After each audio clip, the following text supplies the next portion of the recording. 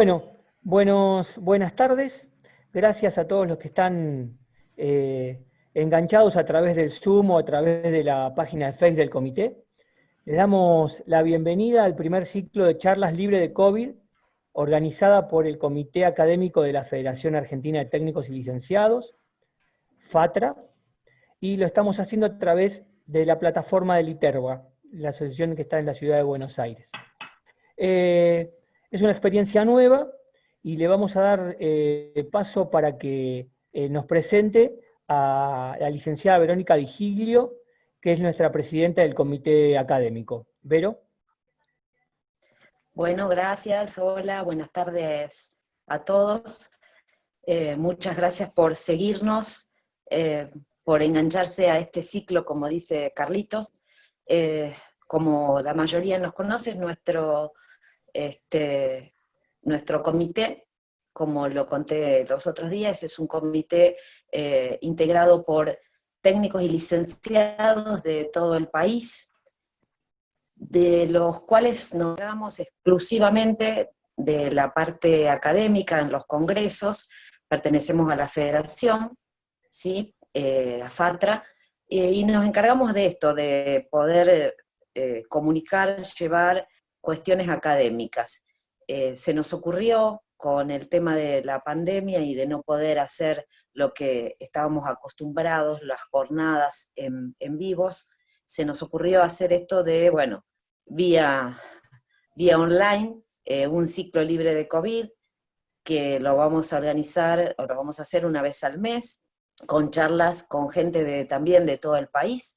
Ya vamos a publicitar la próxima, también Carlitos le va a contar que trabajamos con las distintas asociaciones del país para apoyar también en la organización de distintas jornadas. Bueno, contarles que estamos felices de poder hacerlo, de contar con el apoyo de los colegas que se suman a dar sus charlas y sus conocimientos. Bueno, no más que eso. También una cosita más es que si nos siguen por el Face o por Instagram, que los dos son Comité Académico o Comité Científico FATRA, tenemos los martes cada 15 días, ahora el próximo martes,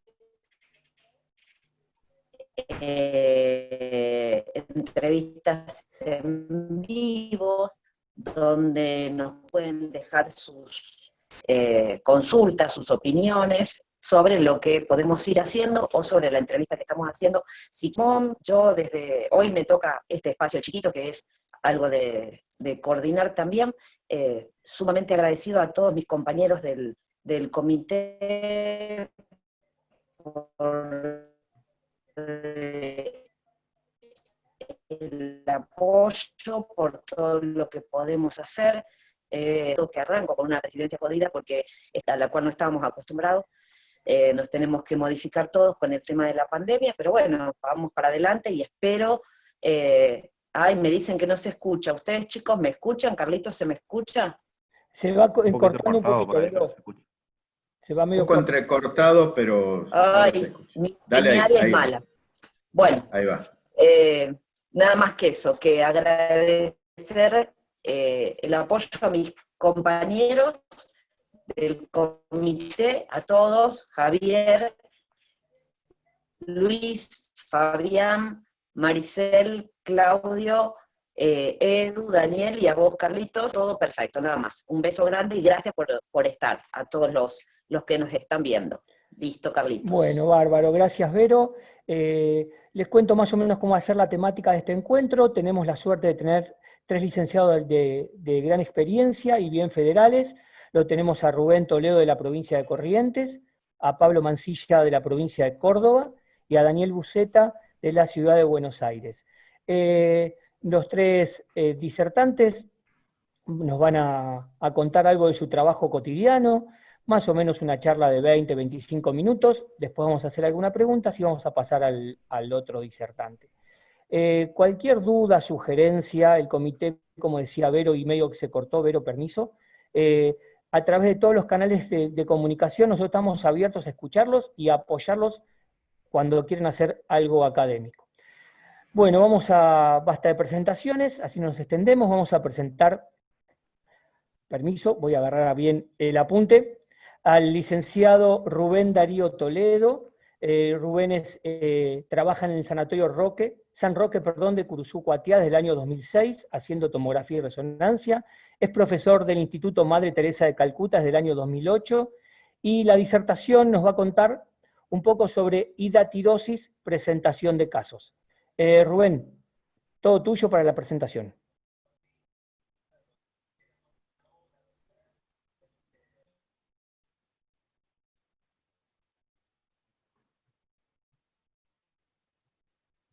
Bueno, perfecto, muchas gracias al comité por el organizador. Se escucha, ¿verdad?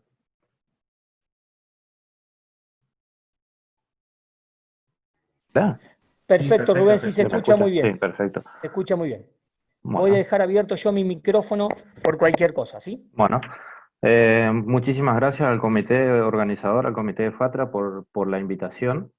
Para mí es un orgullo. Les quiero dar unas gracias muy especiales a Luis Perazo, que fue quien me invitó, es un gran amigo, y es un orgullo para mí que él me haya invitado a participar de estas jornadas importantes, ¿no es cierto?, que nos tocan en esta época de pandemia. Es algo nuevo para nosotros hacer esto online. Pero bueno, yo lo que quiero contar un poquitito de hidatidosis es algo que hago o que hacemos con mis colegas, prácticamente lo hacemos muy de seguido, ¿sí? Los quistes hidatídicos en nuestra zona, que es una zona endémica, son estudios o hallazgos más que nada, que hacemos muy de seguido. Entonces me pareció importante mostrar las imágenes, compartir las imágenes, ya que en otras charlas he hablado con colegas de otros lados y por ahí hablaba o mostraba las imágenes y me preguntaban qué era. Y para nosotros es algo tan común ver quistes hidatídicos, sobre todo en hallazgos, en tomografías que vienen por otro motivo. Y entonces me surgió la idea y la inquietud de hacer esta charla y poder mostrársela y compartir con ustedes, ¿no es cierto? Así que para no perder tanto tiempo vamos a dar inicio. Bueno, la hidatidosis es, como la decía el doctor Ivanisevic, es una enfermedad endémica, es la enfermedad de la miseria y de la ignorancia, lo decía él, que era un cirujano prestigioso de nuestro país. Él hizo los primeros tratados en hidatidosis, sobre todo hidatidosis pulmonar. Es un drama individual y familiar, ¿sí?, que tiene una pérdida económica importante, porque en nuestro caso, por ejemplo, la provincia se hace cargo de los tratamientos, tanto de la parasitación de animales como los tratamientos en la persona. Entonces, todo eso lleva un gasto económico, digamos, ¿sí? Como definiciones, podemos decir que las zoonosis son las enfermedades infecciosas que tienen relación entre animal y hombre. La ciclozoonosis son las zoonosis en que el agente infeccioso debe pasar por más de un agente vertebrado, ¿sí? En este caso es perro oveja, y por ningún huésped invertebrado para poder llegar a cumplir su ciclo. La hidatidosis está presente en los herbívoros y en el hombre de una manera accidental. Sí, la hidatidosis, ningún lugar del mundo está exento, ¿sí? Eso en nuestro territorio, en América, digamos, se dio por el comercio que había entre Europa y América. Traían los perros desde Europa y bueno, los perros venían contaminados y de ahí comenzó la hidatidosis en América. Existen un promedio de 1000 tenias en el intestino del perro que va a estar parasitado, ¿sí? En la forma adulta miden de 3 a 5 milímetros de longitud, y producen muchos huevos, ¿sí? Fíjense que cada proglótida grávida tiene entre 1000 y 1500 huevos, ¿sí? Que van a desprender después cada 2 semanas más o menos una proglótida, ¿sí? Por tenia. Y ahí se van a liberar muchos huevos, digamos, a la luz intestinal, donde van a ser eliminados después al exterior a través de la materia fecal, y ahí comienza el ciclo, digamos, la contaminación. Esta enfermedad tiene dos etapas, una etapa larval y una etapa adulta, ¿sí? En la etapa larval tenemos los huéspedes intermediarios, ¿sí? Ahí tenemos la parte de las ovejas, los vacunos, cerdos, caballos, más que nada en nuestro medio, y el hombre de manera accidental. En la etapa adulta tenemos al animal doméstico, que es muy común, que es el perro. Digamos, quien no tiene un perro en su casa. Acá hay gente que tiene más de 2, 3, 4, 10 perros en su casa, sobre todo en la zona rural. La forma de infectarse, una vez que son defecados, ¿sí? Ya están esos parásitos, digamos, ya son infectantes, ¿sí? Las heces van a ir al suelo, van a contaminar las hierbas, van a contaminar las huertas, los cauces de agua, y ahí ya van a contaminarse, digamos, los perros, por ejemplo, ¿sí? También se pueden diseminar a través de insectos, ¿sí? Las moscas generalmente, o bien el margen del ano del animal, la lengua o los que el perro se va a lamer y se va a contaminar, y el pelaje también va a quedar contaminado o va a empezar a contaminar, digamos, de este parásito. Los huevos son capaces de sobrevivir a condiciones climáticas adversas, van a sobrevivir más de un año, fíjense, en ambientes húmedos de entre 4 y 15 grados, toleran bien las temperaturas de hasta 50 grados, o sea que toleran nuestro ambiente. Los desinfectantes normales son inofensivos contra los huevos, ¿sí? Son sensibles a la desecación, y sí es importante, por ejemplo, es cocinar los alimentos, sobre todo las carnes acá, hacerlas hervir durante 20 minutos, eso va a matar el parásito, o cocinarlas bien a mayor de 80 grados centígrados, ¿sí? Esa es una foto de un microscopio. La forma de contagiarse, estos huevos acceden al hombre a través de dejarse lamer o acariciar a un perro infectado, por eso es que hay muchos niños que tienen nidatidosis, porque juegan con los perros y no están desparasitados. Ingerir vegetales o alimentos que estén contaminados y que no estén bien cocinados, que no estén bien lavados. La infección en el ser humano se da a través de la ingesta de huevo por un huevo intermediario, ¿sí? En este caso es el ganado, que va a contagiar al hombre. El jugo gástrico va a disolver la capa externa del huevo y lo va a liberar. De esta manera se va a introducir en el torrente sanguíneo y va a ir hacia el intestino delgado, ¿sí? Existen los mecanismos de defensa para eliminar muchas veces esto, pero bueno, otras veces siguen y se enclavan en un vaso de menor calibre, y comienza ahí el proceso, digamos, para formarse lo que es el quiste hiatídico. La mayor parte de la circulación intestinal va al hígado, como todos sabemos, por vía portal. La mayor frecuencia, por eso es que los quistes se ubican a nivel hepático.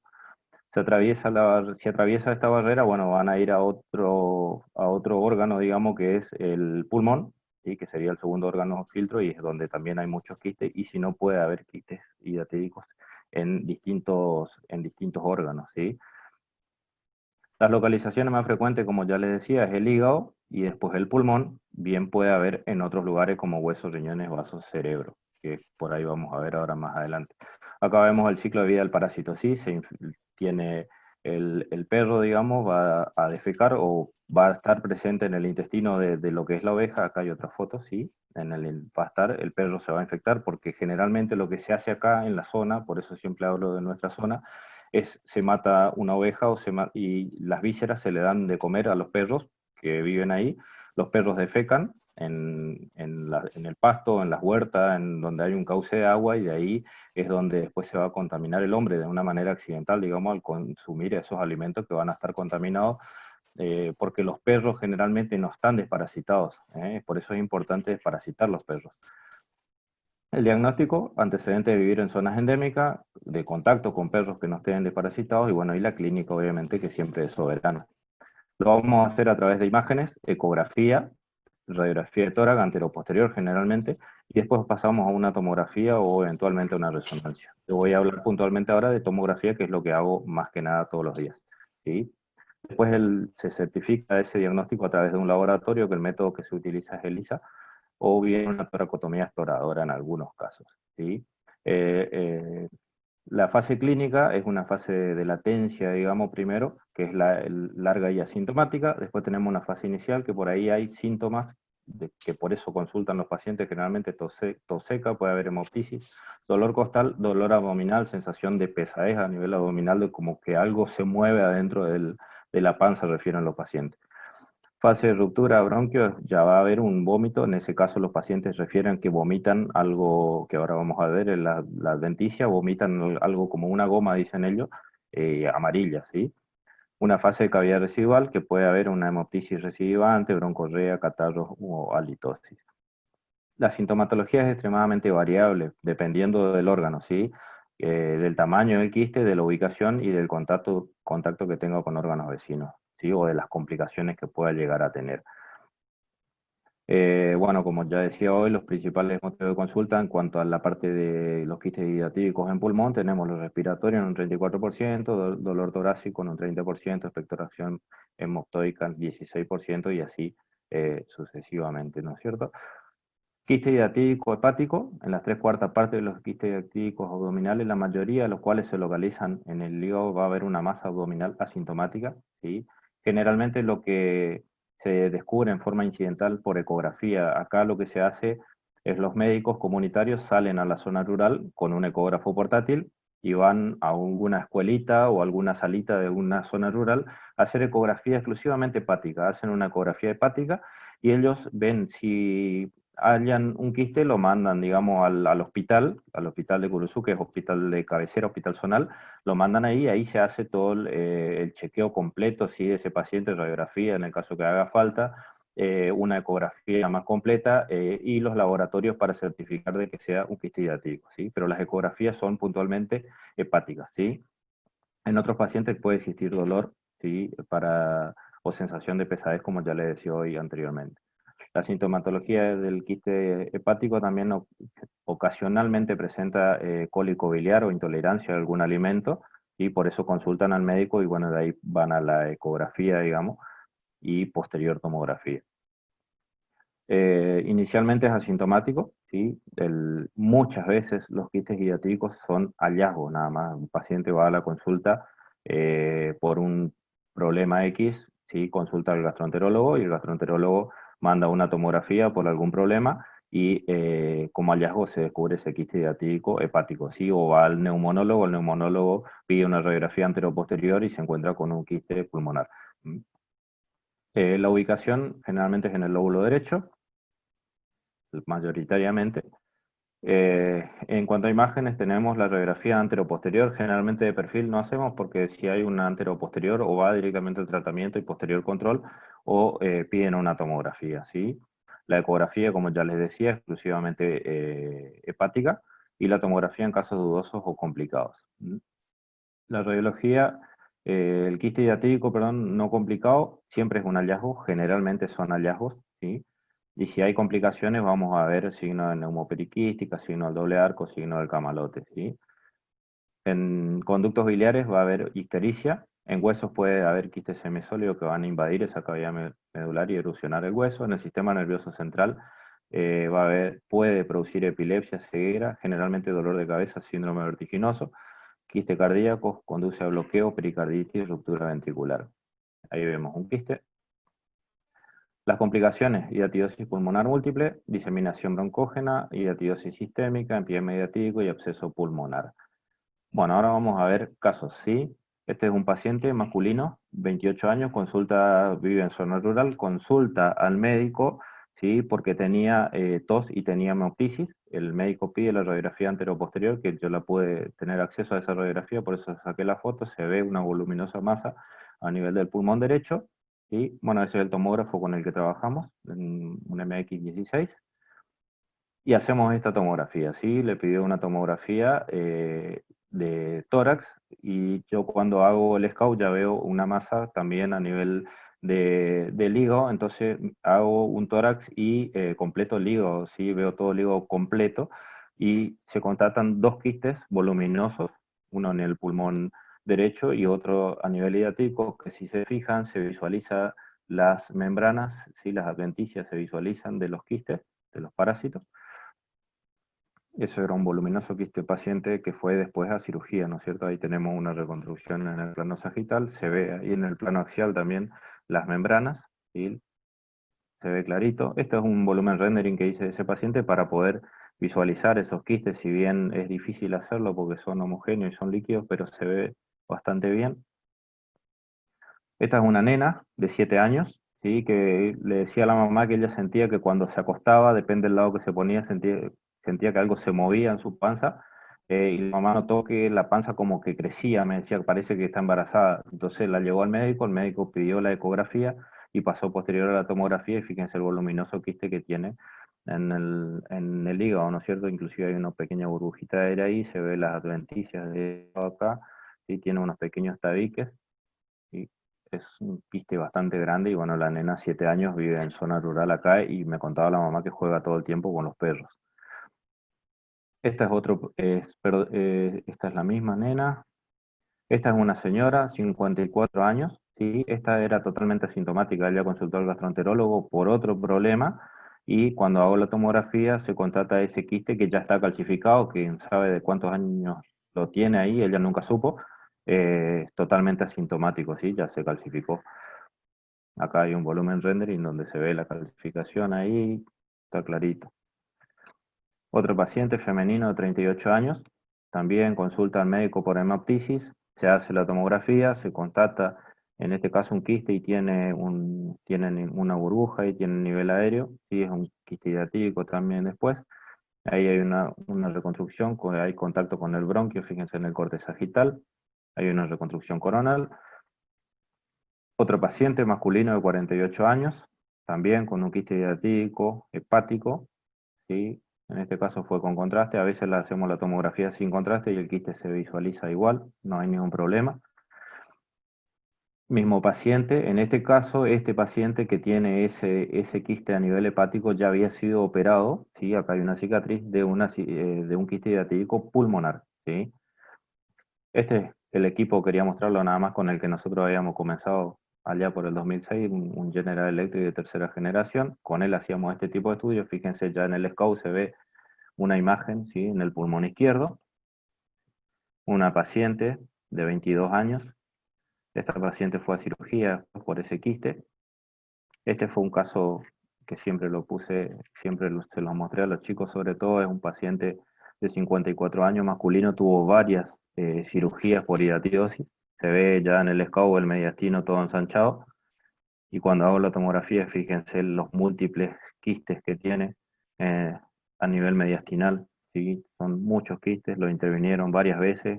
Hay quistes que no se los puede tocar por la ubicación en la que están, digamos, pero igual hay varios que se lo sacaron, venía todos los años a hacerse controles. Sí, tiene varios quistes a nivel mediastinal, inclusive en el espacio retrocrural ahí derecho hay un quiste también. Esta es la ventana para ver el colapso, digamos, del pulmón, ¿no es cierto? Fíjense, este es otro equipo que tuvimos después, un Marconi Twin, antes de tener el Philip. Una paciente esta paciente es de una paciente que vino a la consulta porque tenía también una sensación de pesadez en el abdomen, ¿sí? Se hace el SCOUT y se constata una masa, fíjense, en el peritoneo grande que contacta con el estómago, que contacta con el vaso, va desde todo lo que es el flanco, llegando hasta la fosa ilíaca izquierda. Sí, acá tenemos los quistes más grandes, y fíjense ahí, tiene diferentes densidades. Tiene 14 centímetros más o menos, o sea, una masa bastante importante. Contacta con el vaso, contacta con los riñones, contacta con el páncreas, con el estómago. También fue a cirugía, obviamente, este paciente después. Este es otro paciente, un quiste hiatídico también en el hígado. Fíjense cómo se ve, a ver, en la serie con contraste, un quiste hiatídico de 7 centímetros, casi 8, donde se ve la membrana, ¿sí? En su interior. Otro paciente con un quiste hiatídico en el pulmón izquierdo. Ahí está el SCOUT, 28 años. Voluminosa masa con colapso del pulmón. Esta es una reconstrucción bastante pobre porque estaba hecha con el Twin, en el corte sagital. Reconstrucción coronal con el contacto con el bronquio. Ventana pulmonar, para mostrar bien el contacto ahí con el bronquio. Todos estos pacientes fueron a cirugía, ¿sí? Este es un paciente de 32 años, masculino, vino una tarde a la guardia porque estaba con mucho dolor de cabeza y con síndrome vertiginoso, refería que parecía que estaba alcoholizado. Después yo hablando con él, porque justo era un conocido, me decía que él tiene muchos perros, tiene más de 10 perros en la casa, vive en el campo y comenzó a sentir repentinamente un dolor de cabeza fuerte un día. Bueno, fue a la guardia, el médico guardia viene y me pregunta, le hacemos la tomografía de cerebro sin contraste y se visualiza esta enorme masa, ¿sí? Que es un quiste hiatídico a nivel temporal. Este paciente fue a cirugía, ¿sí? Se hizo, lo que no tengo son las imágenes de resonancia, de acá lo pasamos al resonador. Del resonador después se derivó a Corrientes Capital, en Corrientes Capital hicieron la cirugía, extrajeron el quiste, y este ya es el control postquirúrgico, que se lo hizo después, viene anualmente a hacerse los controles, se hace controles de cerebro y se hace controles también a nivel hepático por las dudas, si nunca tuvo quiste hepático, pero por las dudas que no haga recidiva, entonces le piden los controles de cerebro y los controles a nivel hepático. El paciente no quedó con ningún tipo de secuela, eso es importante, ¿sí? El chico anda recontra bien. Tratamiento médico generalmente se da albendazol, 10 miligramos por kilo por día. Generalmente esto es el tratamiento que se utiliza. Si no es quirúrgico, le dan albendazol, ¿sí? La duración del tratamiento no está estandarizada, en algunos casos emplean por 21 días, o en otros casos hasta 28 días en 3 ciclos, y el tratamiento preoperatorio como definitivo en los quistes que no son abordables quirúrgicamente, como veíamos hoy del señor de los quistes a nivel mediastinal, ¿no es cierto? Generalmente se recomienda siempre es la cirugía, ¿sí? Acá hay fotos de una cirugía, ¿sí? De un quiste hepático. Ahí está lo que yo hablaba hoy de esa membrana, ¿sí? Hay pacientes que refieren haber vomitado algo gomoso, ¿sí? Amarillo, así medio verdoso, y es generalmente la denticia que ellos vomitan, ¿sí? La prevención es evitar el contacto estrecho con perros, lavar bien las manos después de tocar los perros, sobre todo los chicos, porque son los que juegan más con los perros, evitar ingesta de huevos que pueden estar en el suelo, en las hierbas, de las huertas, en las verduras, ¿sí? Lavarse bien las manos, las uñas, no permitir el ingreso del perro a las huertas, sobre todo los que que no recibieron el tratamiento antiparasitario, ¿no es cierto? Si está desparasitado no habría tanto problema. En la provincia de Corrientes lo que se hace, el objetivo general que tiene el programa provincial del control de hidatidosis es disminuir la morbimortalidad por hidatidosis. Se hace un registro de una desparasitación de los perros, cosa que es muy difícil, evaluar esa equinococosis canina, el control de la faena, que se trata en lo posible de que las faenas sean mataderos oficiales. El tema es que estamos rodeados de campo y la mayoría de la gente tiene las ovejas, por ejemplo, para consumo personal, entonces las faenan ellos mismos, ¿sí? Y de ahí es donde le dan la hachura, como decimos, a los perros, ¿sí? Educación sanitaria, los médicos sanitaristas van a las escuelas y hacen charlas para prevenir la hidatidosis. El registro de nuevos casos, que lo hacen a través de esa ecografía que hacen en las salitas o en las escuelitas rurales, y una legislación específica, ¿sí? Los objetivos son intensificar la pesquisa a través de la ecografía, el estudio serológico poblacional, sobre todo cuando se constata, se hace ese hallazgo a nivel hepático, y coordinar con Plan MECOR, digamos, que es el programa que provee de medicamentos de la provincia, ¿sí? La producción y distribución de los antiparasitarios humanos y los caninos. La provincia tiene 5 de los 25 departamentos que se consideran endémicos, ahí entramos nosotros: Curuzú, Mercedes, Sauce, Paso de los Libres y Monte Casero. En resumen, esto es en el último decenio, ¿sí? O sea, del 2008 hasta el 2018, en el hospital Fernando Irastorza, que es el hospital de Curuzú, hubieron casos notificados 82 y actualmente en tratamiento 34 hasta el 2018. Que acá hay muchos casos que no están, estos son los que están notificados. El tema es que en la parte privada los médicos muchas veces atienden y tratan a pacientes con hidatidosis, pero no se los da a conocer a la provincia, entonces este número no es real, digamos, hay muchos más casos, ¿sí? La distribución por sexo de casos de hidatidosis, notificación en el año 2017, mayoritariamente el masculino, ¿sí? Fíjense, quiste hidatídico hepático en un 50%, ¿sí? Hepatopulmonar en un 25%, pulmonar en un 12%, ¿sí? Y en otros en un 13%. Este es el método elegido generalmente en la provincia de Corrientes, el método de ELISA para el diagnóstico definitivo. Como conclusión, es que pese a los programas de control con excelentes resultados, todavía no se puede erradicar la enfermedad, digamos, por lo que todo lo que hablé anteriormente, que no todas las exposiciones van a causar infección, ¿sí? A la enfermedad, que ninguna prueba es concluyente, ¿sí? Se debe utilizar una alta sensibilidad, que es lo que usan acá es ELISA. La ecografía es el método más barato y más confiable, porque inclusive con los ecógrafos portátiles que hay ahora, ellos pueden ir a la zona rural sin que los pacientes se vengan a la ciudad. Cada caso se trata o se debe tratar en forma individual, y que ningún programa será eficaz si no hay una concientización política y social, digamos. Por eso es importante la educación que hacen los médicos sanitaristas en las escuelas. Bueno, espero que haya sido de su agrado. Tuve que acortar la charla porque, bueno, el tiempo es tirano. Esta es una fotito de Curuzucuatiá, así que ahí está mi email. Cualquier cosa me preguntan, no tengo ningún problema. Como ya les decía, un agradecimiento especial a la gente de FATRA por esta invitación. Y bueno, unos buenos mates y un rico asado en Curuzucuatiá nunca va a faltar para los que anden por acá, así que están todos invitados. Muchísimas gracias.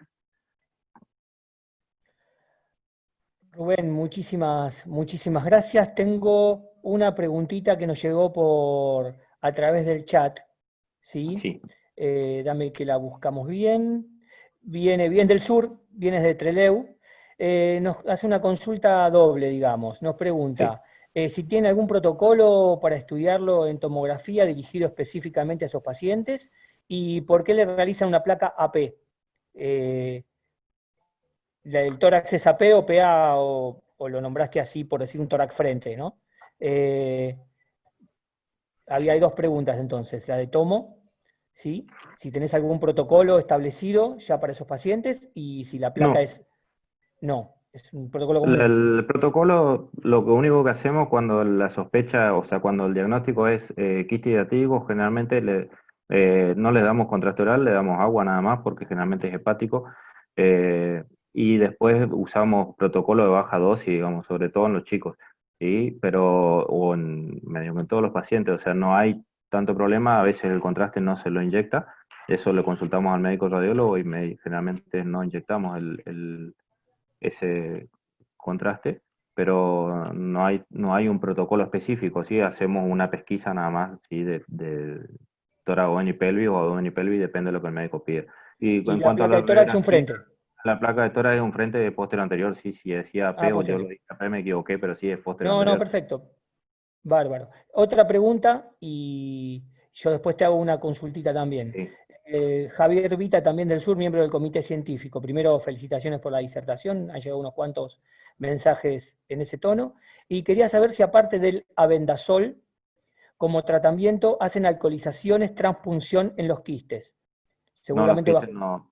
no se No. punzan los quistes, o sea, los quistes directamente van al tratamiento o a la cirugía, y si no tratamiento y posterior control, y si el quiste no reduce, no, van a la cirugía, pero no se punzan. Acá no se Bien. punzan. Y yo te hago una pregunta. Vos hablaste de que hay hay médicos rurales que van a buscar los casos, ¿no? ¿Eso lo hacen como un protocolo? ¿Hacen algunas campañas? Sí, es O...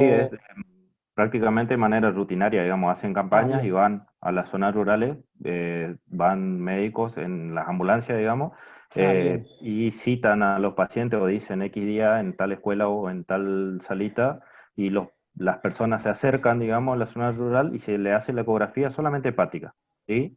Y de ahí, si tienen el hallazgo de ese quiste, lo mandan al hospital de cabecera, que es el hospital, digamos, de acá de la ciudad, para hacer todos los otros estudios, ¿no es cierto? La última que también la consultaron, bueno, Javier Vita de allá del sur nos comenta que allá sí punzan los quistes y los alcoholizan por lo que dicen. Y también llegó la última pregunta, después cualquier cosa te pueden comunicar con vos en el mail o nos pasa a nosotros y nosotros te la pasamos a vos. Por tratamiento con solución salina dentro de los quistes, o sea, los punzan solución salina, no, allá solamente por lo que vos contaste, cirugía. Cirugía, sí. Cirugía. Bien, Rubén, muchísimas gracias. Gracias por tu tiempo y gracias por compartir tu sapiencia. ¿Sí? Muchas gracias. Gracias a ustedes por la invitación. Ujú. Bien, vamos a dar paso a nuestro segundo disertante, el licenciado Pablo Mancilla, es licenciado en producción de bioimágenes de la Universidad Nacional de Córdoba. Trabaja en el servicio de hemodinamia del Sanatorio Aconcagua, también de Córdoba, es coordinador y profesor de posgrado en hemodinamia, ¿sí? De Coprovi. Pablo, muchas gracias, te damos la bienvenida a este encuentro y todo tuyo, ¿sí? Gracias, Carlos. Eh, Gracias a Patra. Gracias a Pata, y es un honor para mí representar a mi colegio, a COPROVI, en esta jornada. Ahí estamos. Bueno, ¿se escucha bien? Perfecto. Voy a hablar, Sí, Perfecto. Pablo, perfecto, ¿eh? voy a hablar entonces de hemodinamia y de cardiopatía congénita, y de una cardiopatía congénita en especial, que es la tetralogía de Fallot. Entonces vamos a destacar unos conceptos importantes, que es cardiopatía. Cardiopatía es una alteración en el corazón, Pablo, congénita. discúlpame, ¿podés acercarte un poquito más al micrófono porque se escucha un poquito bajo? A ver si ahora se escucha. Ahora se escucha mejor. ¿Ya Gracias, se ¿eh? escucha? Ahí está. Bueno, les decía entonces que cardiopatía es una alteración del corazón, congénito que nace con uno mismo, es decir, que es intrauterino. Cianosis, que es una coloración azulada de la piel. Hemoglobina, que es una proteína que transporta oxígeno. Y el flujo pulmonar, que el flujo es la cantidad de sangre que pasa por el torrente sanguíneo de la circulación pulmonar. Que quiere decir que sea 1:1, que la misma cantidad de sangre que pasa por el circuito pulmonar también pase por el circuito sistémico. Vamos a empezar entonces desde el inicio de la circulación. El corazón empieza a latir a partir de la tercera semana de formado el feto. Una vez que se tabica el corazón, empieza a funcionar como dos bombas. Podemos ver acá una ecografía intrauterina donde ya vemos el corazón tabicado con los ventrículos y las aurículas y el foramen oval terminado. Este es otro plano donde vemos el ventrículo derecho y la arteria pulmonar. Este es otro plano donde se ve el ventrículo izquierdo y arteria aorta. Y acá vemos un dibujito donde vemos en diferentes colores la sangre cómo ingresa, ¿sí? A través del cordón umbilical. Fíjense que es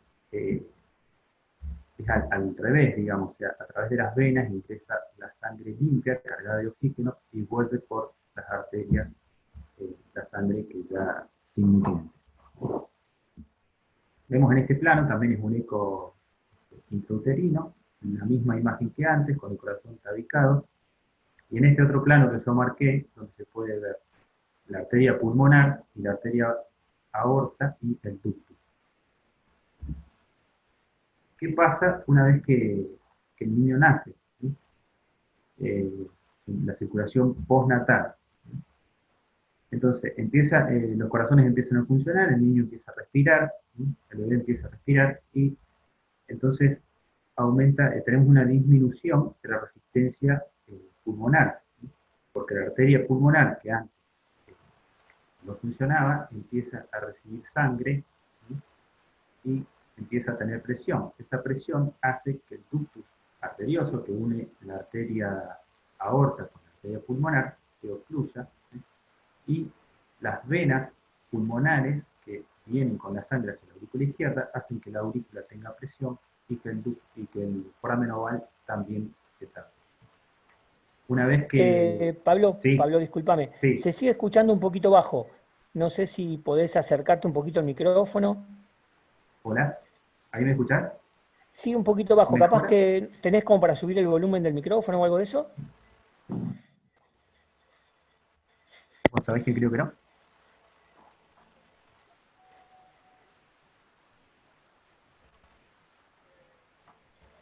¿Se escucha mejor ahí? Ahí se escucha mejor, ahí Si sí. no hablo así con el micrófono sobre la boca. Es medio incómodo, pero me parece que se escucha mejor. Disculpa, Pablo, ¿eh? Bien, no, por favor, por favor. Bueno, lo que le decía, que la circulación postnatal, una vez que el bebé nace, disminuye la resistencia pulmonar, entonces empieza a funcionar la arteria pulmonar. Esto hace que la arteria tenga presión y pueda ocluirse el ductus, ¿sí? A este nivel. Las venas pulmonares, por lo tanto, llevan la sangre oxigenada hacia la aurícula izquierda y hacen que también se ocluya el foramen. Una vez que todo esto pase y que los pulmones empiezan a funcionar, el consumo de oxígeno se triplica. ¿Qué pasa entonces en un corazón anatómicamente normal? Estas son las presiones altas en el ventrículo izquierdo, presiones bajas en el ventrículo derecho. Toda la circulación derecha, con saturaciones bajas, y la circulación izquierda, digamos, lleva toda la sangre con alto porcentaje de oxígeno. Hablamos entonces de cianosis, que habíamos dicho que era una coloración azulada de la piel, ¿no?, secundaria o provocada por un aumento de la hemoglobina reducida en oxígeno. Entonces, ¿cuándo se produce esto? Cuando hay una mezcla, como vemos en este caso, un paciente con un ventrículo único, donde toda la sangre se mezcla, o circuitos en paralelo, donde vemos una transposición de vasos, la aorta nace del ventrículo derecho, digamos que se conectan a través de las aurículas, o en el caso de la patología que vamos a desarrollar, que es una patología donde hay una mezcla de sangre debido a la CIB, a la comunicación interventricular, y una obstrucción de la arteria pulmonar. Existen muchas clasificaciones de las patologías congénitas. Yo elegí esta que me pareció muy simple y práctica, donde divide patologías que provocan cianosis y que no provocan cianosis. Y a su vez las divide en las que tienen alto flujo pulmonar, es decir, que por alguna comunicación entre aorta y arteria pulmonar, el flujo pulmonar es alto. O, debido a alguna obstrucción, pueden provocar bajo flujo pulmonar. La que vamos a hablar es de bajo flujo pulmonar. Entonces, ¿qué es la tetralogía de Fallot? Una patología descrita por Fallot en 1918, con una incidencia de 1 para 3.500 niños aproximadamente. Es la más frecuente de las cardiopatías congénitas complejas. ¿Qué quiere decir esto? Las cardiopatías complejas son las que abarcan más de una anomalía. Es una cardiopatía conotruncal con defectos del tracto de salida, en este caso del círculo derecho. Y en cirugía, la sobrevida es muy baja, y la cirugía se empezó a realizar a partir de 1950, de la década de 50, y la evolución y el tratamiento con manejo clínico tiene una sobrevida muy alta. Entonces dijimos que era una patología compleja que estaba formada por más de 2 anomalías. Entonces, vamos a describirla de a una. Primero la estenosis pulmonar, que puede ser a nivel supra o intravalvular o valvular propiamente dicha, con comunicación entre los dos ventrículos, izquierdo y derecho, cabalgamiento de la aorta, es decir, un nacimiento anómalo, un recorrido anómalo de la arteria aorta en su porción ascendente debido a la malformación en su origen, y una hipertrofia del ventrículo derecho debido a la estenosis pulmonar. El ventrículo derecho adquiere un alto desarrollo debido a que tiene que hacer mucha fuerza y por lo tanto tener presiones altas.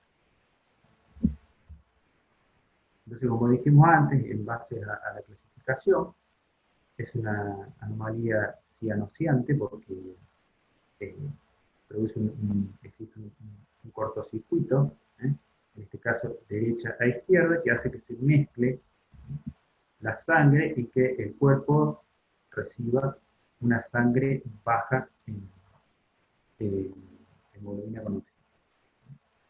Y por otro lado, de bajo flujo pulmonar debido a la obstrucción que no deja que la sangre pase a través de la arteria pulmonar y llegue a los pulmones.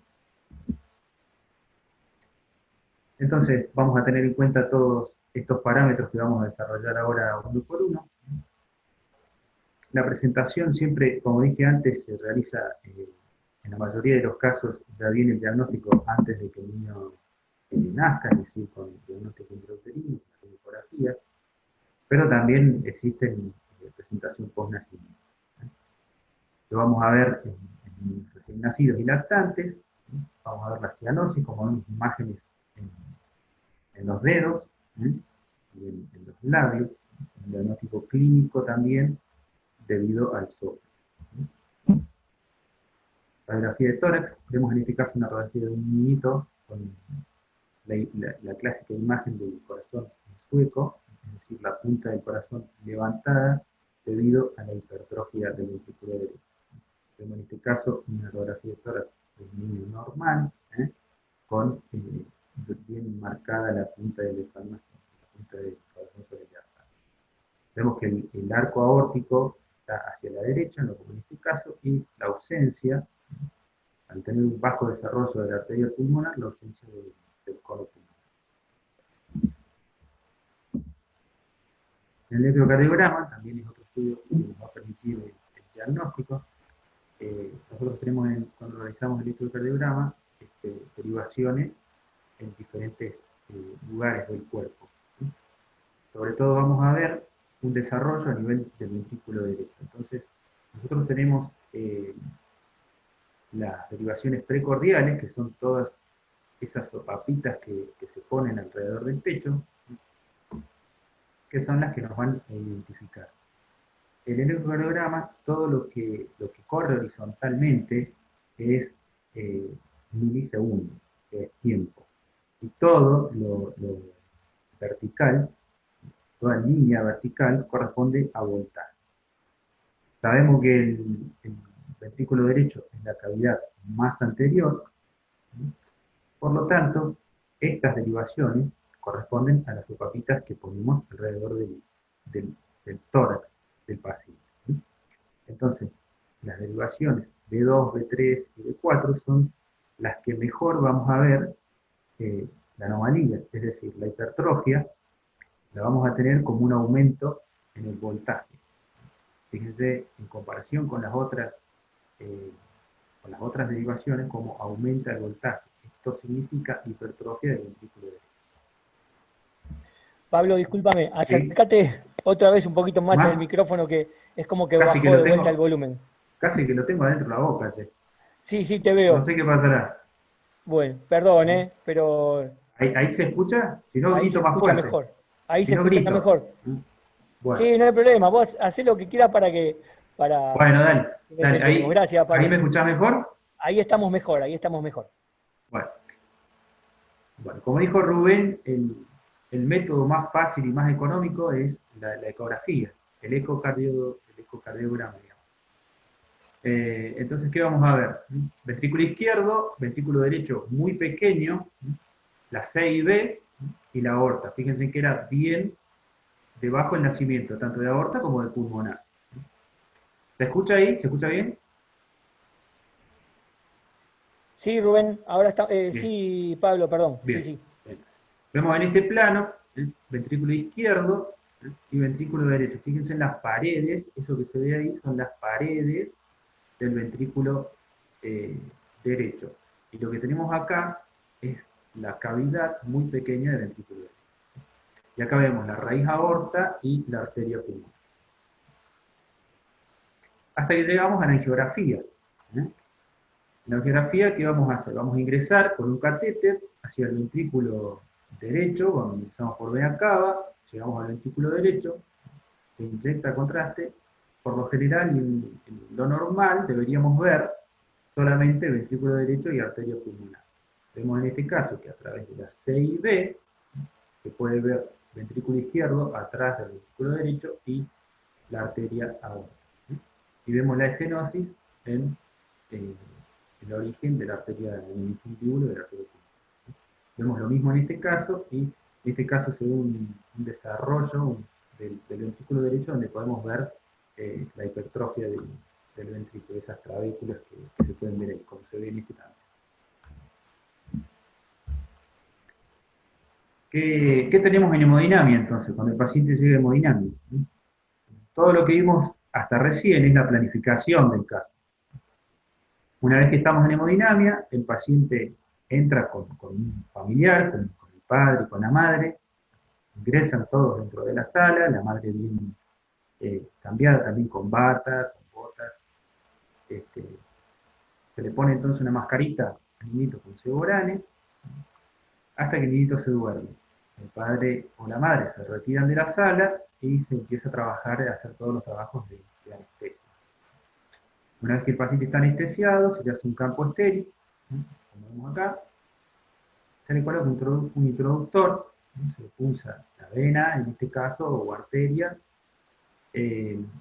con un introductor de muy bajo perfil, lo más pequeñito posible. Estos son los catéteres que se usan, y en particular usamos este catéter, que es un catéter que tiene un globito en la punta, que hace que no lesione ninguna estructura de la cavidad por la que vamos atravesando, y tiene múltiples orificios que permiten que la sangre, que el contraste cuando es inyectado, reduzca la presión con la que es inyectado. Siempre los equipos tienen programas para trabajar en pediatría, y siempre tratando de reducir la mayor cantidad posible de radiación, y tratando de usar el menor contraste posible. Es decir, que si nosotros tenemos un niñito que pesa 3 kilos, la idea sería no sobrepasar los 25 mililitros de contraste. Entonces vemos una imagen. Este es un paciente que estudiamos nosotros en nuestra sala. Podemos ver el catéter que ingresa por la vena cava, pasa por aurícula y llega al ventrículo derecho. Vemos el globito, vemos cómo late y cómo va inyectando. Vemos la misma imagen que está acá, donde se puede ver la arteria aorta, bien desplazada hacia la derecha, y la arteria pulmonar. Todo a través de la inyección realizada en el ventrículo derecho. Esta es otra proyección, una proyección lateral, donde se puede ver, en este caso, una inyección realizada, ahí vemos el globito del catéter, una inyección realizada en el ventrículo izquierdo, y en este caso, una inyección, fíjense en el anterior, donde vamos a realizar el ventrículo derecho. Vamos a ver qué vemos en cada caso. Podemos ver acá, ventrículo izquierdo, que pasó a través de las cavidades derechas, de la vena cava y las cavidades derechas. Entonces, la C y B, esto que se ve acá es ventrículo derecho, y aorta. Vemos la aorta y vemos que el catéter está al lado de la aorta, es decir, que va por la vena cava. Vemos una geografía del ventrículo derecho. Fíjense la diferencia que hay entre el ventrículo derecho y el ventrículo izquierdo. Cómo es más liso. Todas estas trabéculas del ventrículo derecho corresponden a la hipertrofia. Vemos atrás la aorta y ahí se ve la estenosis de la arteria pulmonar. Lo voy a poner así claro para que se pueda apreciar un poquito mejor. Ventrículo derecho, pulmonar y aorta. También se puede ver la C y B. El jet que pasa del lado, en este caso del lado izquierdo al derecho. Es más notable cuando en esta inyección se inyecta del lado derecho, porque el flujo siempre lo hace del ventrículo derecho hacia el izquierdo. ¿Cuál es la terapéutica de esto? Es el tratamiento quirúrgico. Siempre se trata de operar a los pacientes entre los 3 y los 6 meses, y lo mejor es antes del año.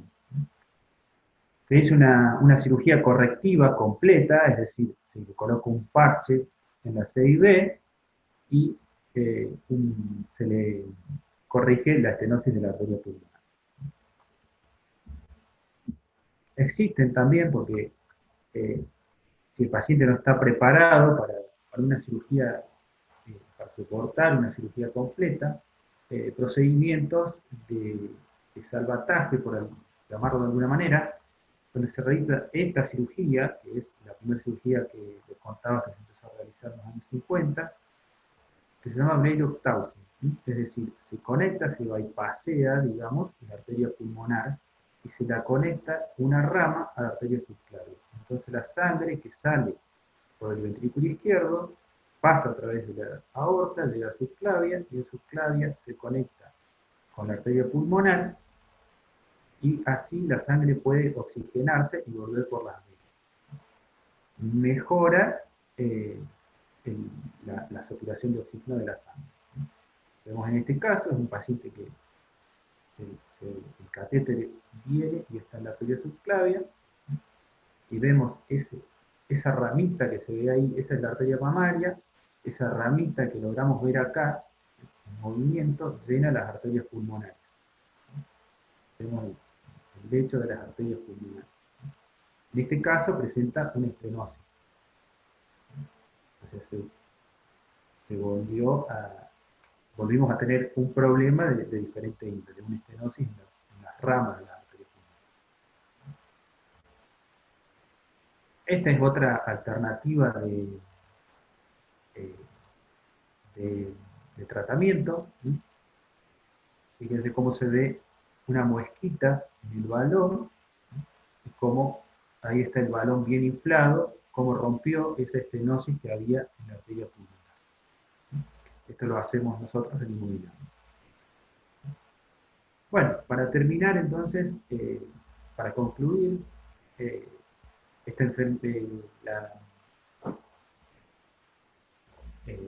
ya teniendo en cuenta que ya pasaron casi 80 años de la primera cirugía, siempre se prefiere hacer una cirugía total, una cirugía correctiva. La mayoría de los niños, el 90% de los niños con una cirugía temprana llegan a la quinta etapa de la vida, es decir, pasan los 50 años, y siempre el 50% de los enfermos aproximadamente siempre necesitan algún retoque, ya sea por insuficiencia de la arteria pulmonar, estenosis de la arteria pulmonar o CIB residual. Bueno, muchas gracias. No sé si fui claro, pero bueno, espero que se haya escuchado lo mejor posible y haber sido claro. ¿Qué tal, Pablo? Sí, se escuchó. En algún momento te interrumpí, te pido disculpas al aire, porque medio que se entrecortaba. Yo te hago una pregunta a alguien que no sabe nada de hemodinamia. ¿Qué cantidad de contraste y si hay un límite para el estudio de estos chiquitos? ¿Si hay algún límite sugerido? No, sí, por supuesto, como yo te decía, o sea, lo aconsejado para cualquier niño es usar menos de 8 mililitros de contraste por kilo. Perfecto. Es decir, que menos de 3 jeringas de contraste. Imagínate que los vasos y las cavidades son muy pequeñas, que por inyección que se hace no se inyecta más de 4 mililitros de contraste. Y discúlpame, capaz que yo no lo vi, ¿qué caudal más o menos de la bomba, en qué caudal están, en qué presión? No, o sea, por lo general Eso lo no determina en el usamos, momento. por lo general no usamos bomba tampoco, son estructuras muy pequeñas. Bien. Si el paciente es pequeño no se usa bomba. Si el paciente es más grande, puede que requiera bomba. Ya, Bueno. O sea, yo te estoy hablando en pacientes pediátricos. Bien. En pacientes adultos sí usamos bomba. Bien. Y te hago una preguntita que vino recién del chat, y así también te liberamos. Nos pregunta Alejandra Ortiz, ¿el contraste que se usa es siempre no iónico? Creo que sí. Sí, por supuesto. Perfecto. Más baja osmolaridad posible. Bueno, Pablo, te agradezco mucho. Te pido si podés liberar la pantalla, si pasamos a Daniel. Muchísimas gracias por habernos hecho partícipe de tus conocimientos. ¿Sí? Por favor, gracias a ustedes, espero haber sido claro. Sí, perfecto. Igual, seguramente si tenemos alguna otra duda, te la vamos a hacer para después que la contestes. ¿Sí? Muchas gracias. Bien, antes de pasar al último disertante, les quería comentar si quieren ir tomando nota de las próximas 4 actividades que vamos a hacer, que va a hacer FATRA a través del comité científico. La primera es el martes que viene, 7 de la tarde. vamos a dar a través del Instagram una charla con una psicóloga sobre nuestra realidad laboral. El entrevistador va a ser Javier Vita desde allá, desde el sur. Después los invitamos al segundo ciclo no COVID, que va a ser el sábado 25 de julio. Ya vamos a ir diciéndole los temas. Si ustedes tienen alguna sugerencia, también nos interesa mucho que nos hagan partícipe de esa sugerencia, a ver si podemos modificarlo. Por ahora ya tenemos 3 temas, pero eso lo podemos manejar. Y después tenemos 2 jornadas. La primera es el 1 de agosto, organizada por la gente de Catamarca, y la segunda es el feriado lunes 17 de agosto, que es la jornada porteña, la 5ª jornada porteña, que lo vamos a hacer también en forma virtual, organizada por Literva. Bien, para ir dando paso bueno, antes que nada avisarle a Pablo que tenemos unas cuantas felicitaciones por su disertación, lo mismo que nos pasó con Rubén, eso nos alegra mucho. Y voy a buscar acá, por más que lo conozco hace unos cuantos años, siempre es bueno recordar como para presentar a un colega y a un amigo. El próximo disertante es el licenciado Daniel Roberto Buceta, Dani, para todos los conocidos acá, Dani del Garraham, es muy conocido acá en la ciudad de Buenos Aires, es licenciado en producción de bioimágenes, responsable técnico del área de tomografía computada del Hospital Garraham, es técnico en tomografía computada en IMAT, y es docente del campo práctico de tomografía de la Universidad de San Martín. Y también es miembro del comité académico. Dani nos va a hablar sobre tomografía pediátrica. Dani, todo tuyo. Bueno, espero, ¿se escucha bien ahí? ¿Estamos bien con el audio? A ver. Bueno. Sí, Dani, se escucha bien, tendrías que compartir la pantalla para ver la presentación. Ahora sí. Ahí estamos, perfecto. Ahí estamos. Ahí vamos. Bien. Bueno, espero que se escuche bien. Yo voy a hablar sobre tomografía en pediatría, voy a tratar de compartir la experiencia nuestra del hospital y mostrar lo que hacemos habitualmente y el significado de trabajar en pediatría, que para los que no lo hacen habitualmente, cuando están en un lugar de adultos, yo también trabajo con adultos, cuando llega un paciente pediátrico, bueno, es una cuestión bastante, a veces difícil de llevar adelante. Esta frase, que es bastante remanida, de que los pacientes pediátricos no son adultos pequeños, es una realidad. Tienen otro tipo de enfermedades en general, otro tipo de sentimientos, ya desde el hecho de que vienen acompañados con alguien. Es toda una cuestión distinta a la del adulto, otra forma de encararlo, otra manera de crear empatía, y además es muy amplio el espectro, ¿no? El rol del técnico, es importante conocer la patología pediátrica, manejar un rango etario amplio y tener como prioridad el uso racional de las radiaciones, y eso es algo que me parece sumamente importante y en lo que se va a concentrar esta charla. Y lo que les decía antes, los niños vienen acompañados de los padres o encargados o el responsable o quien sea, y nosotros tenemos que crear también empatía con los padres para poder aprovechar de eso, de que nos ayuden en hacer el estudio. Para conocer la patología es necesario capacitarse, esto permite llegar a diagnóstico, evita repeticiones y con esto disminuimos la radiación, que es uno de los objetivos fundamentales. Con la capacitación alguna de las cosas fundamentales es no utilizar protocolos de adultos en niños. Los protocolos tienen que estar adaptados a la patología y a Lara, esta frase que nosotros le damos un significado muy importante y que por ahí los que trabajamos también con adultos no le damos tanta importancia, que significa una dosis tan baja como razonablemente sea posible.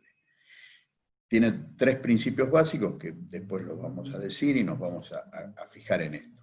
En cuanto al rango etario, nosotros trabajamos desde el recién nacido hasta el adolescente, pasando por el lactante y el niño. Cada uno tiene una forma distinta de comunicarse, de encararlo, algunos requieren anestesia. Bueno, de eso se trata la cosa, ¿no? Me voy a basar básicamente en tórax y abdomen, que por ahí es lo menos, no es lo más frecuente, pero es lo que tiene mayor dificultad en algún punto, ¿no?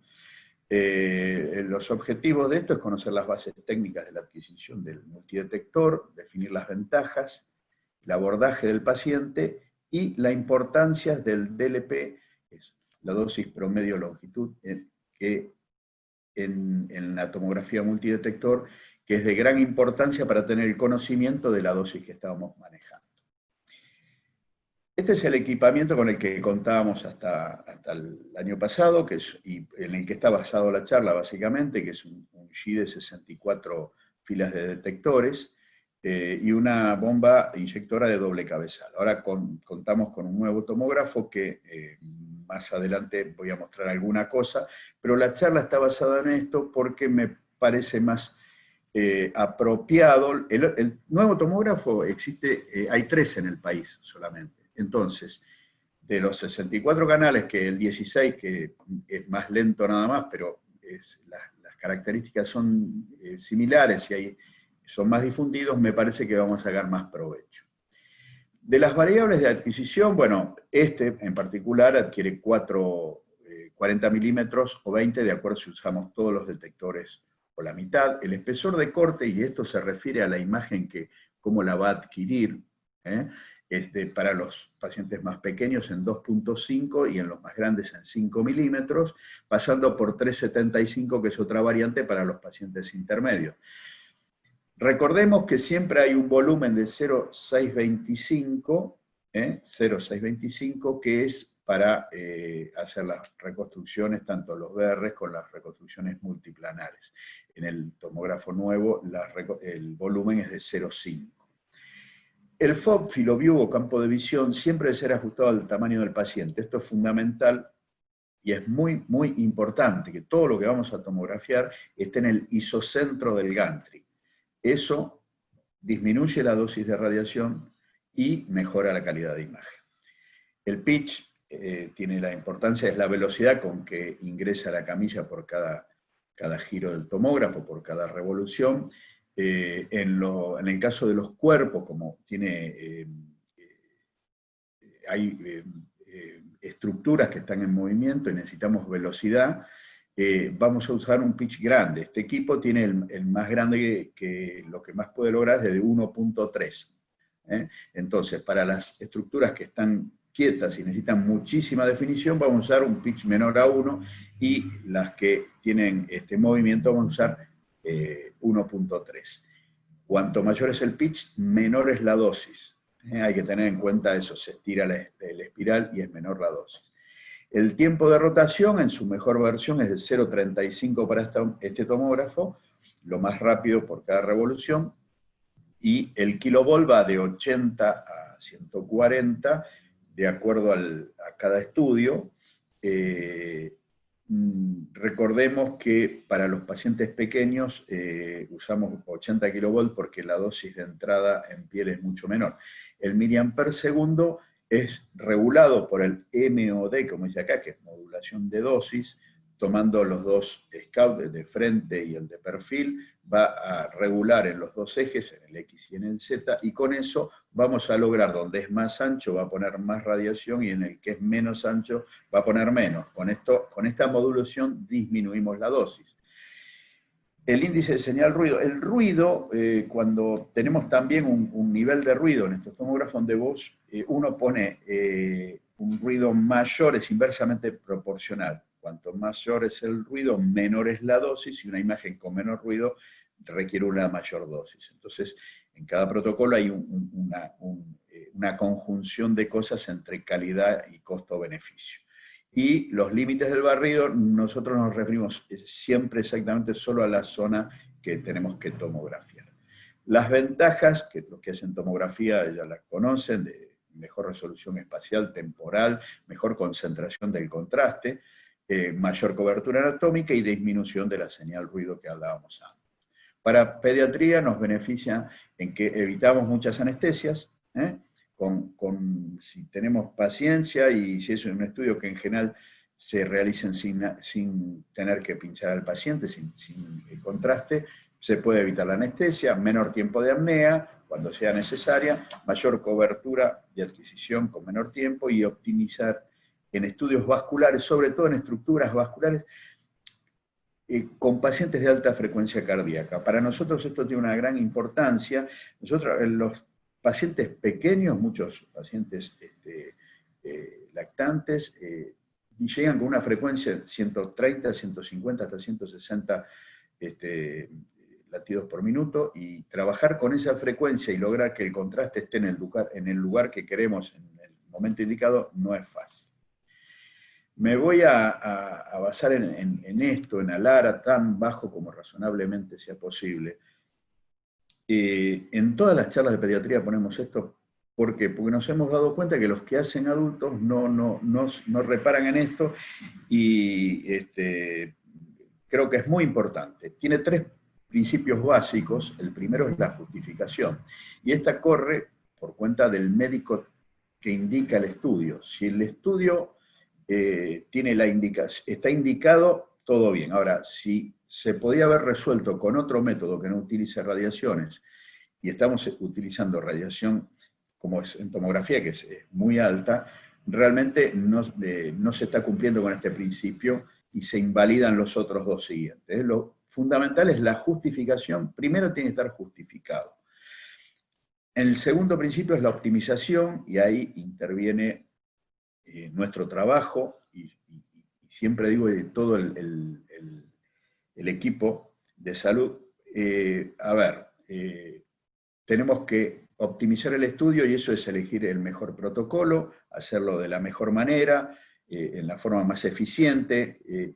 Para todo eso, nosotros contamos con un servicio de enfermería que es realmente muy capacitado. Entonces es muy importante la vía que puedan conseguir cuando es con contraste, el entorno que se le crea al paciente para poder hacer el estudio. Todo eso la enfermería tiene una decisión muy importante.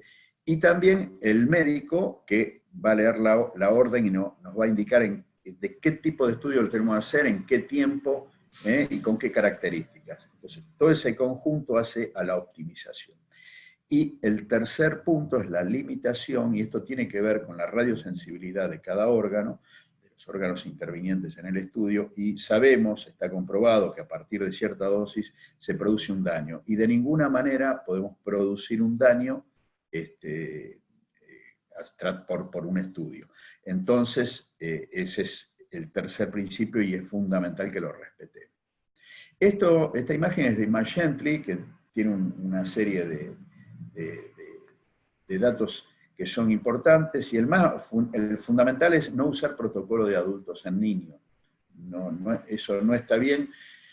Yo, por ejemplo, a la tarde trabajo en un lugar que es de adultos, eventualmente viene algún niño, y tenemos preparados un protocolo para cerebro y otros 2 para cuerpo, y con eso más o menos podemos manejarnos perfectamente y usar la dosis apropiada para el tamaño del paciente, ¿no? Esto es de Image Gently, lo pueden buscar en internet y está muy bueno que se lo consulten. Voy a explicar un poquito de dosis efectiva, lo que les decía antes, el producto dosis longitud, DLP. Todos los tomógrafos nos dan este producto, esta cuenta, lo dan en miligray, esa es la miligray por centímetros, y esto, para saber la dosis efectiva que estamos dándole al paciente, se multiplica por un número adimensional que expresa un coeficiente de radiosensibilidad de cada tejido. Si nos fijamos, por ejemplo, en esta tabla, acá tenemos, vamos a tomar un chico de 5 años, ¿no? Para la cabeza, para un cerebro, multiplicaríamos el valor que nos dé el tomógrafo, está aproximadamente entre 450 y 500 miligray, por decir algo aproximado, tendríamos que multiplicarlo por 0.0040. Si se fijan, para el tórax es por 0.018, ya perdimos un 0 acá. ¿Cuánto más radiosensible es el tórax que el cráneo? Y también tiene que ver la edad, ¿eh? Fíjense, desde un adulto hasta un menor de 1 año, cómo se multiplica, significa casi 4 veces más la misma dosis para un menor de 1 año que para un adulto. Entonces, de acuerdo a los órganos y a la edad del paciente, cuanto menor es el paciente, más radiosensible, además tiene la radiación, tenemos que tener en cuenta que es acumulativa, y esto, el chico tiene una proyección mucho mayor, tiene muchos más años por delante, y tenemos que tener especial cuidado con eso. Entonces, es importante tener esta tabla y consultarla. ¿Cómo abordamos el paciente? De acuerdo a la edad, al peso, a la patología y a la frecuencia cardíaca, si es que va a ser con contraste, ¿no? A la edad, para saber si podemos comunicarnos o no con el paciente, si hay un entendimiento, si requiere anestesia o no. De acuerdo al peso va a ser el tipo de protocolo que usemos y la dosis de contraste si es necesario, y según la patología, el protocolo que vamos a utilizar. Nosotros trabajamos con los padres en la sala. Si se fijan, esta mamá que está con la protección, no se le ve, tiene el collar tiroideo, también está tapado con el pelo. Siempre con algún juguete, con algo, hasta nos ayuda mucho el celular. Podemos hacer un estudio que con estos tomógrafos son de muy corto tiempo, si el paciente se queda quieto. En este caso era un cerebro, fíjense, es un paciente menor a 1 año, y se puede hacer en muchos casos sin necesidad de anestesiarlo. Si hubiese que anestesiarlo, bueno, esto nos da el servicio de anestesiología del hospital, es la guía de ayunos, de 8 horas para sólidos, para leche de vaca 6, para leche materna 4, para líquidos claros 2 horas. De acuerdo al anestesiólogo que esté, acepta esto de líquidos claros 2 horas, es bastante relativo y tiene que ver mucho con quién es el anestesiólogo. Los protocolos que tenemos: cuando ingresamos al paciente ponemos el peso, esto nos va a llevar directamente a un color determinado, que tiene de acuerdo al protocolo, va de 0 a 9 kilos, de 9 a 27, de 27 a 45 y de 45 en adelante. Bien, una vez que estamos con ese protocolo, tenemos 3 posibilidades. Podemos utilizar baja dosis, rutina o angio. Por ejemplo, para un tórax, si queremos ver el parénquima pulmonar, siempre vamos a usar baja dosis. Sabemos que donde hay 2 estructuras de mucha diferencia de densidad, como es, por ejemplo, el aire, el hueso y el músculo, entonces no necesitamos mucha radiación para diferenciar eso. Si es para el mediastino, ya tendremos que utilizar rutina porque hay densidades similares. Y si es para angiotomografía, donde tenemos que después reconstruir la imagen, ahí usamos en general, o para estudios, por ejemplo, cardíacos, angio. No hay otra posibilidad. Entre uno y otro de estos protocolos hay un 20 y 25% de diferencia de radiación. Entonces, por eso lo seleccionamos. La frecuencia cardíaca incide en los estudios contrastados en el tiempo, tanto en el arterial como en el venoso, y condiciona el calibre del acceso venoso. O sea, en cierto tiempo tenemos que pasar tanta cantidad de contraste, y de acuerdo a la vía podemos saber cuánto contraste va a entrar en tantos segundos. Bueno, eso es toda una cuenta que tenemos que hacer antes de llevar adelante el estudio. Nosotros, cuando uno va a hacer un angio, por ejemplo, una angiotomografía, en general pedimos el mayor calibre posible. ¿Podemos hacer una angiotomografía con un Avocat 24? Sí, si el paciente pesa poco. Vamos a tener que pasar poca cantidad de contraste, entonces nos va a permitir el flujo. Después lo voy a mostrar eso, pero de acuerdo a la vía, eso es si podemos o no hacer el estudio. Mayor edad, menor frecuencia cardíaca, inversamente proporcional, y a mayor frecuencia cardíaca, menor delay, menor es que es el tiempo de inicio del scan, ¿no es cierto? En cuanto al tórax, es aproximadamente el 28% de los estudios que realizamos, el gold estándar, la tomografía computada para ver el parénquima pulmonar, y cómo se evalúa la solicitud. Siempre, para todos los estudios, sobre todo los de cuerpo, siempre hay un médico, ya sea un residente o el médico que esté a cargo, que cuando se da el turno o se lo acepta, se lee la historia clínica, los exámenes previos, la sospecha diagnóstica, y ahí se toma la decisión si se va a hacer o no el estudio. ¿Cómo lo diseñamos? De acuerdo al peso del paciente, al volumen de contraste si fuera necesario, la frecuencia cardíaca, el calibre de la vía y el tiempo aproximado del comienzo del scan, ¿no? Todas estas variables uno las tiene que primero planificar para diseñar el estudio. Cada estudio que vamos a hacer tiene un diseño, ya lo pensamos. Después podrá salirnos mejor o peor, pero por lo menos tratamos de pensar. Este es un ejemplo de un paciente de neonatología que nos llegó durmiendo en la incubadora, lo pudimos pasar con toda la ropita como estaba, subimos los brazos, lo atamos, se le hizo una tomografía de tórax, era para valorar el parénquima pulmonar, y él nunca se enteró, y con respiración espontánea, y fue totalmente diagnóstica. Para tener en cuenta, tórax de baja dosis, dice ahí, esto está hecho con el G, y si se fijan, aquí tenemos el miligray, 174 miligray, y lo multiplicamos por el 0.014, lo cual nos dio 2.43 milisievert. Esto está bastante bien, es aproximado, está bastante bien, para un chico de 14 años. Pero me gustaría que tengamos en cuenta esto, el 2.43, esto equivale a 243 radiografías de tórax. 243 radiografías de tórax, que las realizamos en este caso en 3 segundos, entonces de ahí es la importancia de tener en cuenta la dosis. Una de las técnicas que más utilizamos en el paciente que respira espontáneamente, esto es una FQP, una fibrosis quística pulmonar, y es un paciente que creo que tenía aproximadamente 7, 8 años y que podíamos comunicarnos y lo entrenamos, respiraba hondo, todo perfecto, vemos, además de las grandes bronquiectasias que tiene, hipoflujo en algunas regiones, así como un parcheado. Después hacemos los expiratorios, donde esto se evidencia más. ¿Y qué pasa?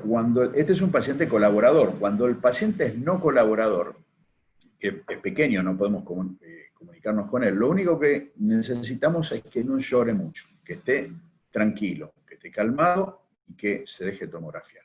Entonces lo que utilizamos es una técnica que se le ocurrió a un agente de España, en Barcelona. Esta técnica la utilizaban para la radiografía de tórax simple, en muchos casos en Estados Unidos. Un médico de España, que tuvimos la suerte de conocerlo, estudió en Estados Unidos y después lo llevó a España, y se le ocurrió, cuando empezaron con la tomografía, hacer esto. Hacemos el volumen como siempre. Acá vamos a ver el pulmón derecho, que tiene como un vidrio esmerilado, y el pulmón izquierdo, que está un poco mejor, ¿no? En mejores condiciones. Para saber si es infeccioso, si hay atrapamiento aéreo y demás, lo que hacemos es lo siguiente. Cortes en decúbito lateral. El primero, esto es un volumen. Estos son cortes, hacemos 4 o 5 cortes solamente por la dosis, porque es como hacer 4 o 5 radiografías, aprox. Siempre es mucho menos que el volumen. Entonces, hay que ponerlo bien de costado. La condición es que apoyen muy bien. Este pulmón, al apoyar, se comporta como expirado. Expirado. Y el que está arriba, el que está libre, como inspirado. Ve que esto se ve negro y esto se ve más opaco. Y esto es normal y esto está bien que así sea. Cuando lo damos vuelta, vemos que en este caso no se cumple lo mismo. El de arriba, en vez de estar oscuro, es de negro con aire, lo vemos que es infeccioso, tiene como un vidrio esmerilado, y si acá hubiera zonas de atrapamiento aéreo, la podríamos aprovechar muy bien. Esta es una técnica que utilizamos en casi todos los tórax que estamos haciendo de niños pequeños, nos piden hacer esto. Como comentario, el tomógrafo nuevo que adquirió el hospital puede hacer un corte de hasta 16 centímetros. O sea, en un solo corte 16 centímetros, o menos, 14, 12, así de a 2. Entonces, pudimos hacer el mismo protocolo, pero en vez de hacer 4 cortes, hacemos todo el volumen, porque es un corte solo, y con una dosis bajísima, y la verdad se puede aprovechar muy bien y es una herramienta fundamental. Para un protocolo de rutina, bueno, acá vemos un tórax que está hecho con contraste endovenoso, ¿verdad? Que está bien contrastado, y con eso mismo podemos lograr hacer reconstruir en VR los vasos, superponerle, por ejemplo, la vía aérea, por si hay la sospecha de alguna compresión de la misma, y acá no necesitamos una técnica de angio para esto, con la de rutina es suficiente. Otra herramienta importante es para el diagnóstico, es el MIP, máxima intensidad de proyección, que es para vasos y nodulillos. Nosotros hacemos axial, coronal y sagital de todos los pacientes de tórax, en MIP de 3 milímetros, y esto lo que hacemos es mandarlo al PACS, y el médico tratante puede verlo en los 3 planos en MIP. Esto es muy bueno para buscar nodulillos, metástasis, por eso es una herramienta fantástica. La otra es el MINIP, que es mínima intensidad de proyección, que es lo contrario, es muy bueno para ver la perfusión pulmonar y todo lo que es aéreo. Este era un paciente muy grave con un neumotórax, enfisema subcutáneo y demás, ¿no? Pero bueno, es bueno para resaltar el significado de esto. Esto es una angiocardíaca, ahí vemos la aorta y la salida de la coronaria. Para esto hay que hacer un estudio gatillado, que lleva una dosis bastante alta. Lleva apnea sí o sí y una serie de requisitos importantes para poder lograrlo. Y acá una reconstrucción de las coronarias que lo usan en cardiología. Como comentario, en el hospital todo lo que es malformaciones cardíacas, el diagnóstico se está haciendo con tomografía computada. Lo funcional se hace con resonancia y hemodinamia lo están utilizando como tratamiento. En cuanto al abdomen, trato de apurarme para no quedarme en el tiempo, ¿no? Con el abdomen es el 9% de los pacientes. Les recuerdo, nosotros tenemos una alta incidencia de pacientes oncológicos. Les diría que el 60% casi de los pacientes que se atienden en el hospital son oncológicos. Muchísimos controles. Si tuviéramos mayor disponibilidad de resonancia, haríamos menos tomografías de abdomen, pero eso es improbable por un tiempo, no sé si alguna vez va a haber la probabilidad de eso, ¿no? Entonces, ¿cómo hacemos cuando utilizamos el contraste oral positivo, que no es siempre? El contraste lo preparamos, como todos ustedes saben, 20 mililitros en 1 litro de agua o jugo de fruta sintético, es la misma que del adulto, la misma dilución, lo que cambia es la cantidad según el paciente. A menores de 5 años se le da más o menos la mitad, de 400 mililitros, si fuera un lactante se le da una mamadera, si es que lo necesitara, y a los mayores se le da casi 1 litro, como el adulto. En forma bifásica, 2 terceras partes del volumen 1 hora antes y 1/3 del volumen 15 minutos antes. Esto es un paciente sin anestesia, cuando va a ser sin anestesia. ¿Qué pasa cuando es con anestesia? Necesitamos el ayuno, entonces ahí no va a correr el contraste. Si se evalúa, según la patología y la necesidad, si el paciente necesita tener contraste en la parte abdominal baja, por ejemplo, en la pelvis con contraste, se le puede dar la noche anterior u horas antes, 6 hasta 6 horas antes, y ahí se corta y no se le da más nada para poder anestesiarlo. Entonces, eso se evalúa. Solo un ejemplo de la utilidad muchas veces del contraste oral. Esto lo hicimos sin contraste oral, con contraste endovenoso. Y acá se veía una imagen de que presentaba dudas de qué era lo que estaba pasando ahí. Entonces, ¿qué hicimos? Se le dio contraste oral, se le vuelve a repetir sin contraste endovenoso ya, porque eso ya estaba. Y el contraste oral nos mostró que hay un engrosamiento de la pared duodenal y cómo discurre por ahí el duodeno, ¿no? Entonces se hicieron unos cortes solo en la zona para poder demostrar eso. Contraste oral negativo o neutro, tendríamos que decir en este caso, sería lo correcto, que es con agua, cada vez se utiliza más en muchos lugares. Es muy bueno para ver toda la mucosa duodenal y del estómago. Y por ejemplo, en este caso, que había una sospecha de esta imagen que estamos viendo ahí, esto es un plano una reconstrucción coronal, que después por endoscopía resultó ser un páncreas ectópico. Si le hubiésemos dado contraste positivo, era muy difícil que pudiéramos verlo como lo estamos viendo acá. Esta es una de las posibilidades de cómo hacerlo. Y otra posibilidad es el contraste oral negativo, es de un paciente pequeño con una patología extrañísima, que es toda una tumoración que tenía en la pared abdominal. Entonces, lo que se hizo con este paciente fue, por supuesto que estaba anestesiado, se puso una sonda nasogástrica, se le fue insuflando 150 mililitros de... 3 jeringas de 50 litros de aire, y esto lo que permitió es distender el estómago, llenarlo con aire, y poder apreciar mucho mejor toda esta patología que tiene acá.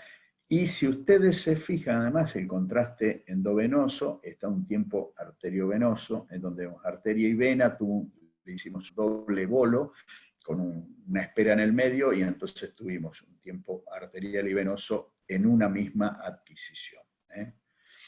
Para escanear una sola vez, no hacerlo 2 veces. Esto es una reconstrucción en VR, donde vemos el estómago con aire, y todo esto es la patología, toda la parte tumoral. Hasta vemos el bulbo acá y vemos los vasos. Esto les sirve muchísimo al médico que lo va a operar, ¿no? Al cirujano de gran ayuda. Bueno, el contraste en cuanto al contraste endovenoso, preferimos la inyección con bomba. Nosotros utilizamos 2 mililitros por kilo. El catéter del mayor calibre posible. Acá dice que preferentemente en la vena anterocubital. Esto siempre que sea posible. Nosotros en los pacientes, sobre todo en los pequeños que están anestesiados, muchas veces pensamos, ¿por dónde nos conviene que entre el contraste? Si tenemos que ver la arteria pulmonar y entra por arriba, nos queda un ruido en la cava superior, a veces nos conviene que entre por abajo, entonces se lo pincha en el pie. Se busca donde conviene y donde se puede muchas veces. Y esta indicación, que es muy importante en caso de utilización de vías venosas centrales o portacat o catéteres de PIC, inyectar manualmente, porque es la única forma que podemos tener un control de la resistencia y no producirle un problema serio al paciente. Dani, sí. Estaríamos un poco pasados. Bueno, paso rapidísimo. Dale, así no se hace tan largo. Gracias, Danilo. Por favor, les pido disculpas. El caudal, acá puse esto, que es importante para valorarlo, de un ABO 24, un 22, un 20 para el 24 y hasta 2. A ver, me vuelvo. El 22 puede ir hasta 3 mililitros, el 20 hasta 4, si la vía es buena, y el 18 hasta 6 mililitros segundo. Esto es un ejemplo de angio, de un autotrasplante. Lo voy a pasar rápidamente porque quiero mostrar otras cosas. Un estudio polifásico, que son en distintos tiempos, sin contraste arterial venoso y tardía, un gran hemangioma hepático. El sin contraste lo podríamos evitar con la ecografía, y vemos en el tiempo arterial cómo se tiñen estos lagos vasculares periféricos, cómo se homogeniza acá y cómo queda homogenizado en el tiempo tardío. Es rarísimo que realicemos un estudio en estos 3 tiempos, pero tiene que ser altamente justificado. Por último, les muestro el tomógrafo con el que empezamos a trabajar ahora, que es una herramienta fantástica, es un Ankylion One de 320 detectores, y acá la diferencia, en una sola rotación, el nuestro, el 64 filas puede hacer 4 centímetros, el 128, 8 centímetros, y este puede hacer 16 centímetros en un solo corte, una sola rotación de 0,27 segundos, menos de 3 décimas de segundo. En un solo clic tiene sustracción digital automática, permite hacer este tipo de estudios. Es una herramienta bastante compleja de adaptar a pediatría por la cantidad de protocolos, pero fantástica. Y también hace estudios dinámicos. Esto está copiado de la pantalla, directamente, una luxación importante de rótula, y cómo el paciente moviendo la rodilla le hace varios volúmenes y después los compagina y se lo puede mostrar así. Esto es solo como muestra de las posibilidades que nos da y de lo que se puede hacer. Un detalle importante, en la consola, fíjense, personal médico es responsable de la exposición, radiación y seguridad del paciente. Lo tenemos ahí. Y esto lo tenemos pegado detrás de la pantalla y es una guía donde, de la Asociación de Pediatría Americana y Europea, donde dan una referencia del DLP que se puede utilizar, y el ZDI-BOL, a esto se refiere en miligrade, de cada región por peso y edad del paciente. Entonces, cuando proyectamos el estudio y nos dice la dosis, nos fijamos si coincidimos con esto. Si estamos pasados, hay que buscar la forma de reducirla. Esto se puede bajar de internet y es importante para saber si estamos bien o no con la dosis. Por último, y terminamos, los pasos para mejorar la calidad de imágenes y disminuir la radiación es incrementar y dar información entre los técnicos, procurar el asesoramiento de un físico con consultas vinculadas al equipo, cuando es posible utilizar otro método de diagnóstico, no utilice radiación, determinar si el estudio está indicado, es un poco a Lara, ¿no? Lo que estaba mostrando antes, esto de Magentry también, establecer como referencia una dosis de radiación de adulto, establecer dosis de radiación a la medida del paciente, a crear imágenes exclusivamente la zona indicada, preparar adecuadamente la sala y evitar demoras en el estudio.